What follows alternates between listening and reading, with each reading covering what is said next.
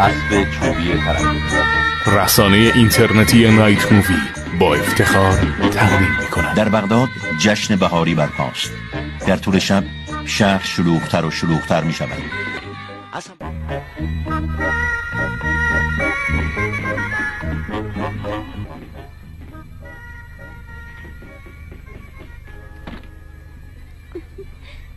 خلیفه بزرگ، هدیه‌ای از کشورهای دوردست آوردم. امیدوارم به مناسبت که این جشن بپذیری. سندباد، مدت هاست تو را ندیدم. اینطور که میبینم بازرگان بزرگ و امینی از آب. خیلی ممنونم قربان. خب وظیفت را هیچ وقت از یاد مبر. چشم قربان، هیچ وقت فراموش نخواهم کرد. ها؟ چه پیرمرد خارق العاده‌ای. خداوند خلیفه خیراندیش مهربان بغداد را به سلامت بدارد. متشکرم پیرمرد. خب بگو ببینم از کدام دیار آمده ای؟ قربان، من از صحرای غربی آمدم که 3 ستاره بر آن می درخشد. واقعا از چنین راه دوری آمدی؟ بله، آمدم تا به احترام زهد و تقوای خلیفه بغداد هدیه‌ای تقدیم. چه هدیه‌ای؟ بیرون گذاشتم قربان، لطفاً بفرمایید نگاهش کنید.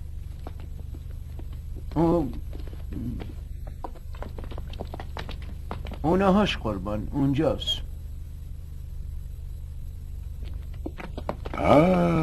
این یک اسب چوبی است پیرمرد. من اینجور زینت ها را دوست دارم. قربان، ولی این زینت نیست. پس حتما اسباب بازی بچه ها. نه قربان، نه، این اسب چوبی میتونه توی هوا پرواز کنه.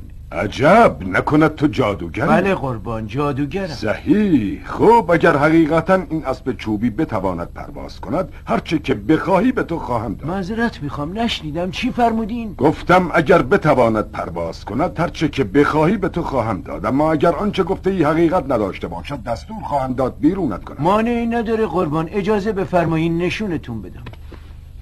ای اسب چوبی، به آسمان پرواز کن. نگاه کنید، پرواز کرد. باور نکردنی.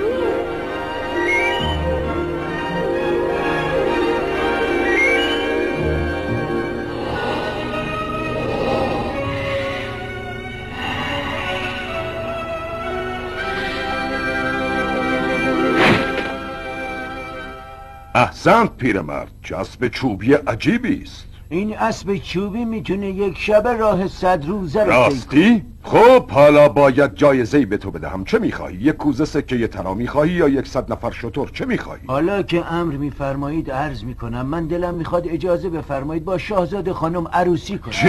چی؟ با شاهزاده خانم عروسی کنی؟ خلیفه بزرگ، من همیشه آرزومند بودم با دختری جوان و زیبا از خانواده‌ای بزرگ عروسی کنم. خواهش میکنم اجازه بفرمایید با شاهزاده خانم عروسی کنم. شاهزاده خانم بیهوش شدند. آران شاهزاده خانم رو ببرید تو. یا خلیفه لطفاً اجازه بدید من با شاهزاده خانم عروسی کنم. پیرمرد، متاسفانه انتظارت بیش از حده. چیز دیگه ای نمیخوای؟ نه، ولی فراموش نکنید خلیفه قول دادن هرچی خواستم به من بدن. البته به جز شاهزاده خانم. خلیفه بزرگ، هارون الرشید، شما چطور ممکنه برخلاف وعدتون عمل کنید؟ خواهش میکنم یادتون باشه چه قولی به من دادید. خلیفه بزرگ، چه میگویی سندباد؟ حرفت را بزن. قربان، میخوام چیزی از این پیرمرد بپرسم. پیرمرد، این اسب چوبی با کسی دیگه هم میتونه پرواز کنه یا نه؟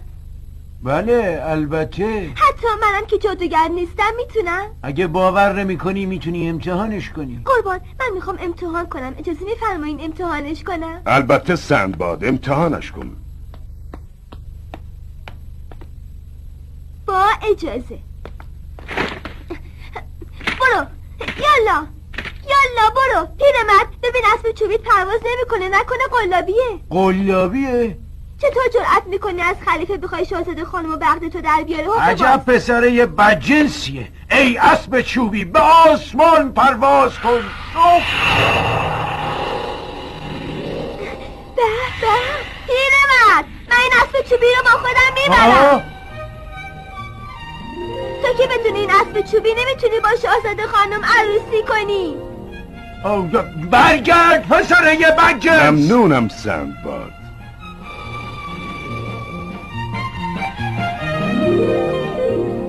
خدا جونم چقدر قشنگه. آره من مطمئنم بغداد یکی از قشنگترین شهرهای دنیاست. ببین بهتره برگردیم بریم به قصر. چی؟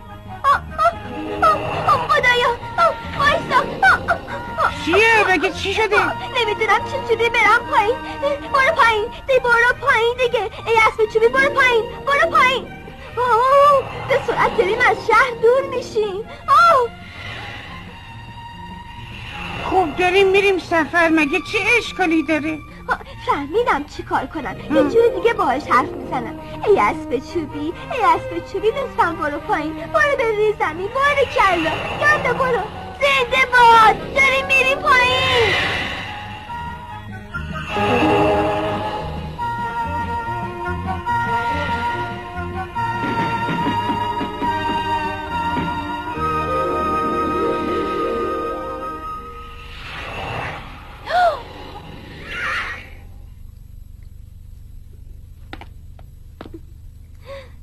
شاهزاده خانم خودتون هستی؟ خدای بزرگ تو سندباد هستی؟ بله من سندبادم. شاهزاده خانم حالتون خوبه؟ بله حالم خیلی خوبه. راستی تو چطوری اومدی اینجا؟ با اسب چوبی اومدم. داشتم میرفتم خدمت خلیفه ولی از بس قصد بزرگ بود راهو عوضی اومدم اینجا. چه اسب چوبی مرموزیه. نه چطوری میتونه تو هوا پرواز کنه؟ میخوام ببینم چه جوریه.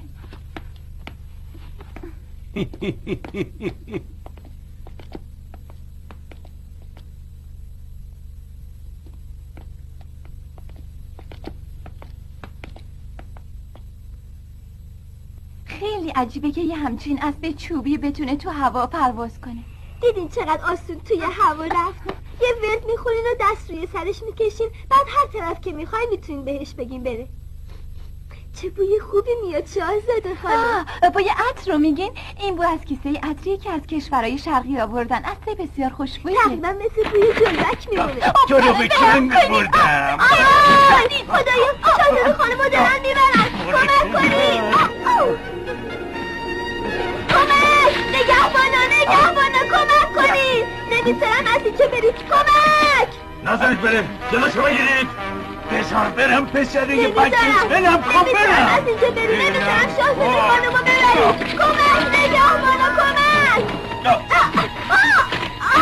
ای اسب چوبی به هوا پرواز کن.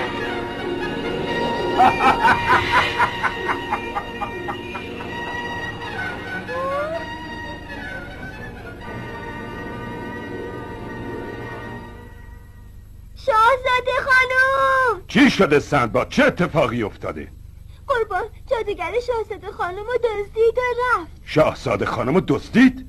حالا چه باید کرد؟ وقت رو از دست ندید. اسب چوبی رو تعقیب کنید. دختر منو برگردونید. زود باشین عجله کنید. چشم قربان. یه دره بفرستی تعقیبش کنم. بیچاره دخترم ناراحت نباش. هر طور شده بهت کمک خواهیم کرد.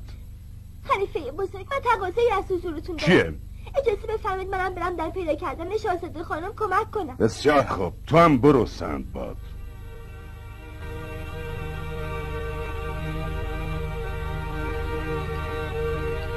سندباد شهر بغداد را ترک گفت و در جستجوی شاهزاده خانم سفری طولانی را آغاز کرد.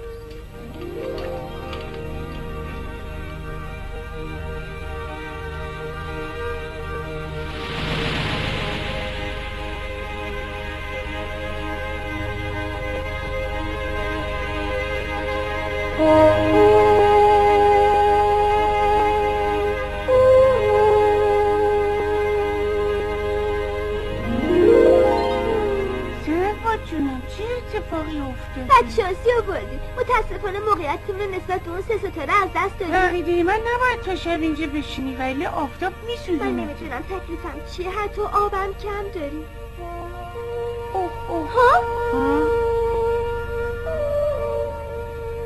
این صدایی چیه؟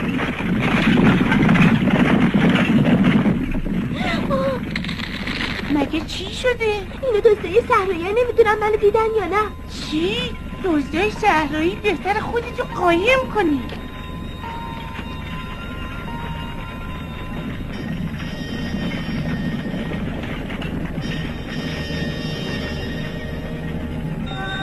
خیالم راحت شد، اونا منو ندیدن. کجا دارن میرن؟ فهمیدم شیلا، بیا ردشونو بگیریم و بریم. چی؟ تو به چه جرأت میخوای تعقیبشون کنی ها؟ آخه دزد صحرا رو خیلی بهتر از ما میشناسن. بالاخره ما رو به یه واحه‌ای میرسونن.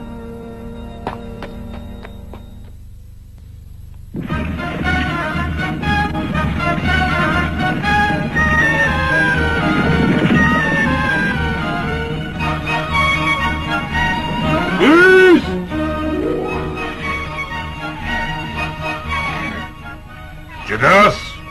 بله قربان، هم بفرمایید. شما با من بیا، شاید بتونیم علامتی پیدا کنید.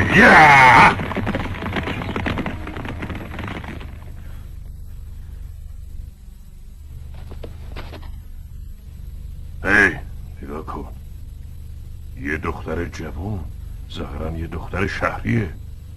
حساب کن ببینم، حتما اینجا یه خبری هست. برو تعقیبش کن ببین کجا میره.